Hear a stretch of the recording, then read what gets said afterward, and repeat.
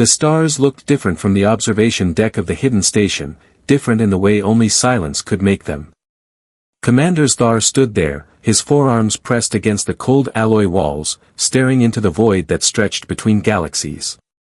Through the station's telescopes, the spiral arms of human space glittered faintly, fragile and defiant. His gaze fixed on a small yellow star the humans called Sol. The place where everything had started to change. For 30 years, the Galactic Council had been watching. They had sent their finest scouts, their most advanced listening ships, to study this young, volatile species that had stumbled into faster-than-light travel far earlier than expected. What they found was unsettling. Humans were not like the other species the Council had encountered. Their histories were filled with contradictions. Wars fought not just against outsiders, but against themselves, over borders, resources, even abstract ideas. They built weapons capable of ending their entire civilization, then somehow resisted the urge to use them. They scarred their own planet, then clawed desperately to heal it. They were, Star thought, paradoxes walking on two legs. And yet, one truth about them unsettled even the most peaceful members of the Council: humans never gave up. When technology failed, they improvised. When outnumbered, they grew clever. When cornered, they found a way to endure. It was this persistence, the raw refusal to surrender, that drew the Council's most cautious attention.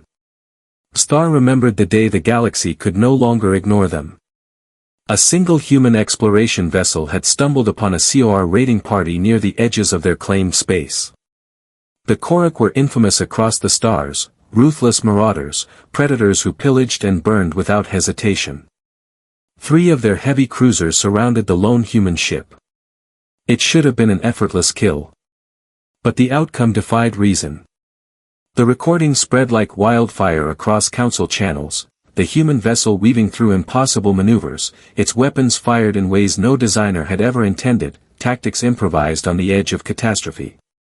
In the end, the COR ships were reduced to drifting debris. The human craft, though battered, survived. It was impossible. And yet it had happened. From that moment, the Council could no longer pretend humanity was just another young race to be shepherded into civilization. They had to act. The great chamber of the Council station filled with tension. 12 species gathered in seats tailored to their strange bodies, crystalline forms refracting light, gaseous beings shimmering in containment fields, insectoid limbs tapping anxiously against alloy. Ambassador Lyra's crystal facets caught the glow of distant stars as she addressed them. "We cannot wait any longer," her voice resonated in harmonics that carried meaning across every translation device. Human expansion has accelerated beyond every projection. 17 colonies in 5 years. Population growing. Technology advancing. Military capabilities becoming formidable.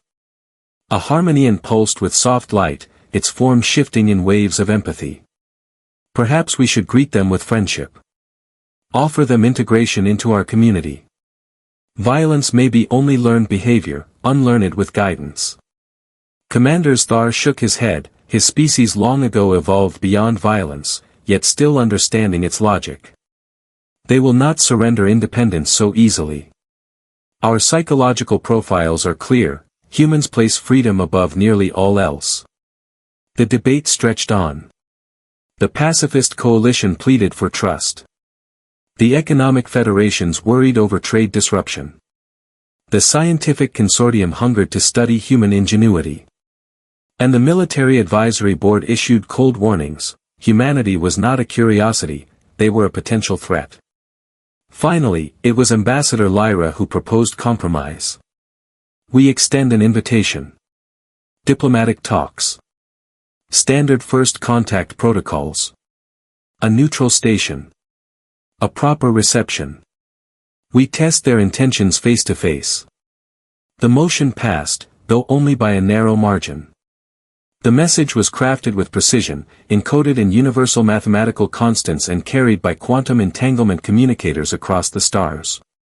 Respectful. Formal. An invitation no species before had ever refused. But fate intervened. The transmission never reached Earth. Instead, it was intercepted by the most dangerous ship humanity had ever built. Captain Jake Morrison stood on the bridge of the UNS Retribution, a vessel forged not for comfort, but survival. Its black armor drank light. Its massive rail cannon stretched across the forward decks, a weapon designed to remind enemies, human or otherwise, that Earth was not to be underestimated. "Captain, you'll want to see this," said Lieutenant Lisa Parker, the ship's communications officer. Her hands danced across controls as alien data cascaded onto her screen. Morrison leaned over her shoulder. "What is it?" "Quantum entanglement signal. Destination, Earth. Not ours. And," she paused, frowning, "it's not hostile. It's an invitation." Parker cracked the encryption, her skill unraveling codes entire intelligence departments had failed to break. "They want to meet. Diplomatic talks. Neutral system." She highlighted the coordinates on the star charts. "Far from any human colony. Far from safety." The tactical officer, Ben Roberts, didn't hesitate. "Recommend we forward this to Earth Command, sir. Let the diplomats handle it." That would have been procedure. Let committees debate, let politicians stall, while somewhere out there, the council waited, forming judgments of humanity based on silence. But Morrison had fought in the Titan War. He'd seen colonies burn while Earth hesitated. He'd seen what happened when humanity underestimated those waiting in the dark. "No," Morrison said, his voice calm, final. "We'll answer ourselves." Roberts blinked. "Sir, this is a warship. Not a diplomatic envoy." Morrison allowed himself the faintest smile. His eyes flicked to the massive cannon gleaming through the viewport. "Sometimes the strongest diplomacy," he said, "is spoken from the barrel of a gun." The Retribution cut across the stars toward the coordinates. Humanity would not come timidly to its first meeting with the galaxy. They would arrive the only way they knew how, direct, unafraid, and unyielding. And in that decision, history would fracture. What do you think, friends? If humanity discovered an alien invitation like this, would we answer with peace, or with strength? Let me know in the comments. And if you'd like to follow this story all the way through, subscribe so you don't miss part 2. The council station hung in the void, a cathedral of alloy and light, suspended between stars. It was meant to be neutral ground, a place where the galaxy's most ancient civilizations could meet, debate, and shape destiny. Now, every corridor hummed with unease. Delegates had gathered in anticipation of a meeting that would be historic. For millennia, new species had been welcomed into the galactic community with ceremony, guidance, and measured patience. It was always the same, nervous newcomers, awed by the scale of the station, humbled by the sight of dozens of intelligent races sharing the same space. But this time, whispers passed from chamber to chamber. Something felt different. Commander Thar's claws traced the edges of his chair as he watched the tactical displays. His species, long ago pacified, still remembered the instincts of survival. And every instinct in his body told him the humans would not come meekly. He was right. The first sign was the distortion ripple, gravity wells flexing where no natural mass should exist. The station's long-range sensors caught the emergence of a vessel tearing its way out of folded space. At first glance, it was massive. A silhouette of obsidian steel, angular and sharp, nothing like the graceful organic curves of council design. The UNS Retribution seemed less a starship and more a weapon forged into the shape of one. A murmur rippled through the assembly chambers. By the core, one crystalline envoy whispered, their facets dimming in apprehension. They sent a warship. The docking procedures strained against protocol. Neutral meetings always required diplomatic transports, lightly armed, symbolic gestures of trust. Never military craft. But the humans ignored convention. The Retribution slid into orbit with calculated precision, its weapons unpowered but very much visible. Even idle, the ship radiated defiance. Ambassador Lyra, her crystalline body glimmering in the council light, broke the silence first. We should not mistake their ship for a threat. Perhaps this is all they have. Star's eyes narrowed. He had studied human history more deeply than most. No. That ship is a statement. They want us to see what they can build. Inside the docking arm, the pressurized corridor filled with the hiss of atmosphere equalization. Council security units waited in formation, though none raised weapons. Protocol demanded visible neutrality. Then the doors opened. Captain Jake Morrison stepped through first, his uniform crisp, his stride steady. Flanking him were two officers, Parker and Roberts, faces calm, eyes scanning everything. The humans walked with the composure of soldiers who had seen war, not diplomats here to beg. Star's mandibles clicked softly. They are not intimidated. Ambassador Lyra extended the greeting gesture, refracting light in ceremonial arcs. Welcome, travelers from Sol. The Galactic Council bids you peace. Morrison inclined his head, a minimal gesture of respect. We come representing the United Nations of Earth and its colonies. We received your invitation. His tone was clipped, efficient, not a performance but a declaration. Lyra paused, her inner harmonics trembling faintly. Your vessel is unusual for such a meeting. Morrison's gaze didn't waver. This ship is who we are. We don't separate diplomacy from defense. We extend a hand, he gestured calmly, but we keep the other close to the shield. It was not arrogance. It was honesty. And that honesty unsettled the chamber more than any threat could have. The council session began in the Great Hall, a dome that overlooked the stars. Dozens of species watched from tiered seats, their forms casting strange shadows in the pale light. Star leaned forward, fascinated. This was the moment, the unveiling of humanity's true character. Ambassador Lyra opened formally. The council exists to guide young civilizations toward harmony. We share knowledge, resources, and protection. In exchange, we expect cooperation and mutual respect. Morrison sat, hands folded calmly before him. We appreciate the offer. But let's be clear, humanity is not a young species. We have fought wars before we could even leave our own world. We've faced extinction more than once, and each time, we survived.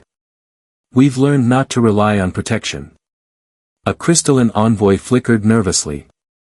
Surely you cannot stand against the power of the United Galaxy. Alone, you are nothing before us. Morrison's eyes hardened, but his voice remained even. Alone, we built this. He tapped the table's surface, bringing up holographic schematics of the Retribution. A single warship, constructed under resource strain, by a fractured people still healing from civil conflict. Imagine what we could build united, given time. The hall fell silent. It was not a boast. It was a warning cloaked as truth. The debate unfolded for hours. The Harmonian emissaries urged peace. You need not carry the burden of violence. We can teach you to let it go. The economic federations offer trade. We can enrich you beyond imagining. Why cling to weapons? The military counselors grew blunt. You are unstable. Your presence threatens balance. Restrain yourselves, or we will restrain you. Morrison listened, unshaken.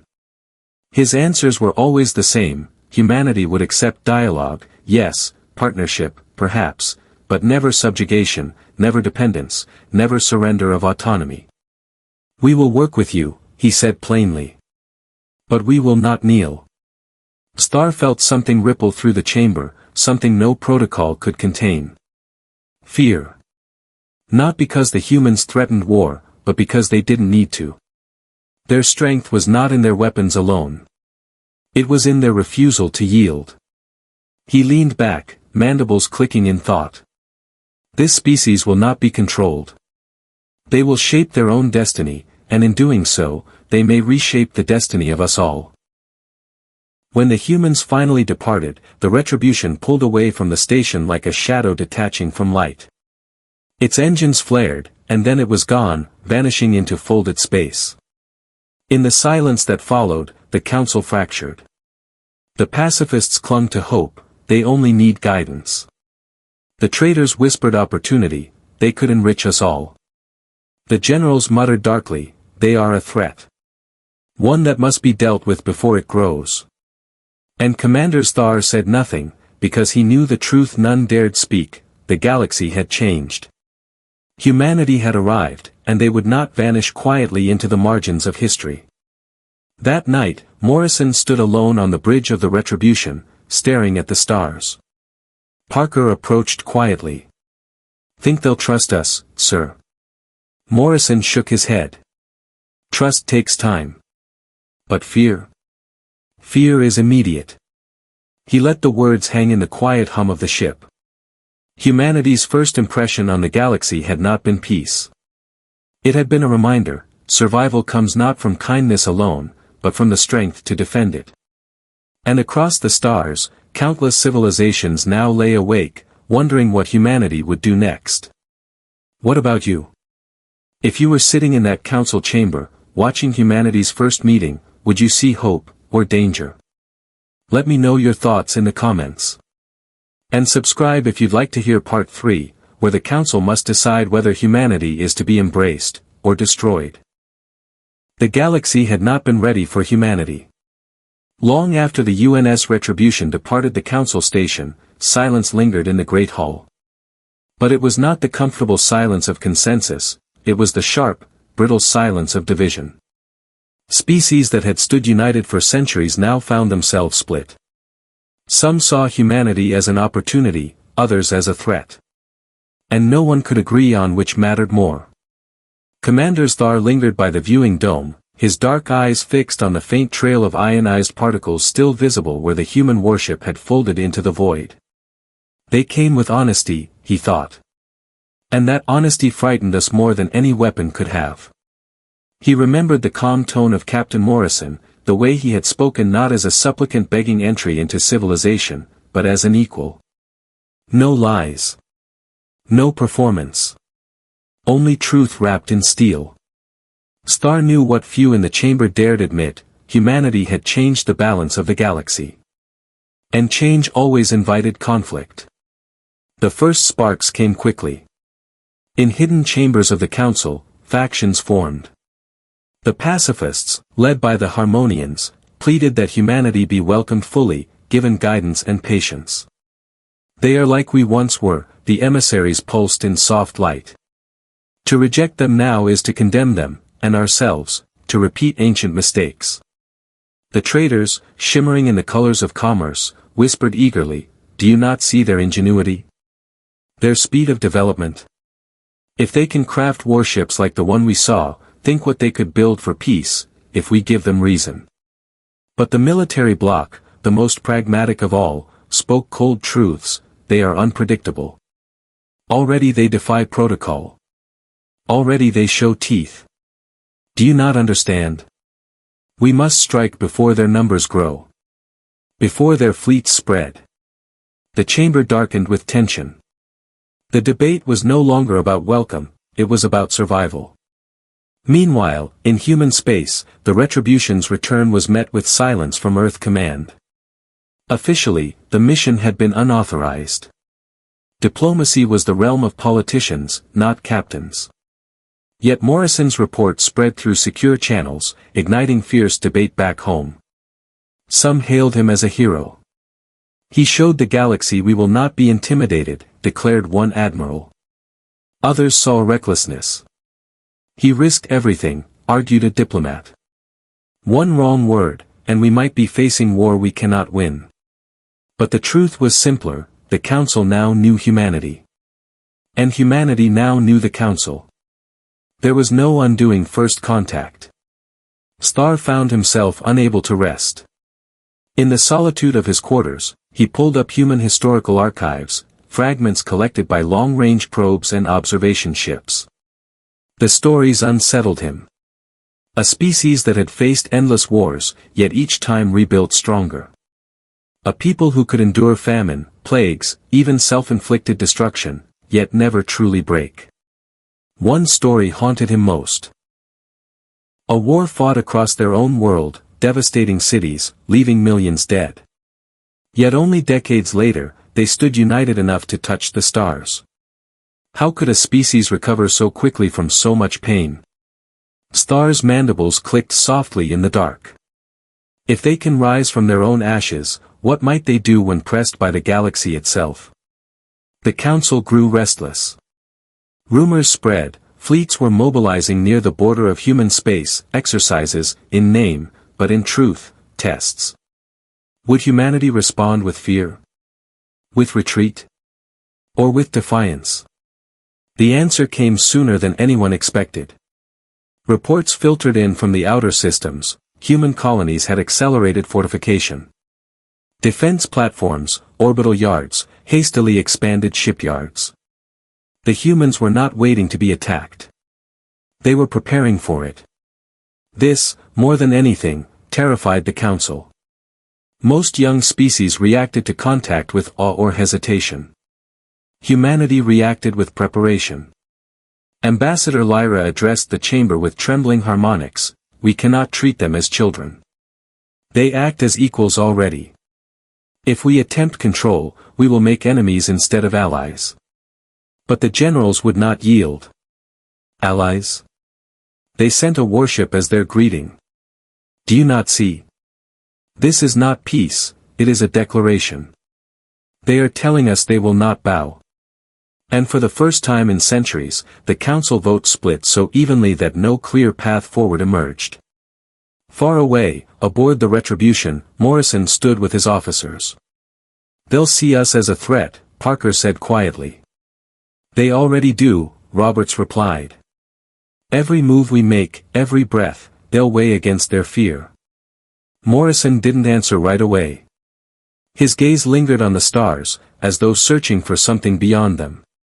Fear cuts two ways, he finally said. It can break you. Or it can hold you back from making the first strike. Parker frowned. You think we've bought time? Morrison nodded. Time is all we need. Every year, every month, we grow stronger. That's the lesson they don't understand. Survival has always been our teacher. And we've learned it better than anyone. In the Council's great archive, Starr drafted a private report. He chose his words carefully, knowing they might be buried, censored, or ignored. Humanity is not merely another species to be integrated. They are a mirror, showing us the parts of ourselves we have forgotten. We fear them not because of what they are, but because of what they remind us of, the will to endure, the will to fight, the refusal to surrender. If we attempt to chain them, we will fail. If we attempt to crush them, we will bleed. The only path forward is coexistence, not because they demand it, but because they will make it so.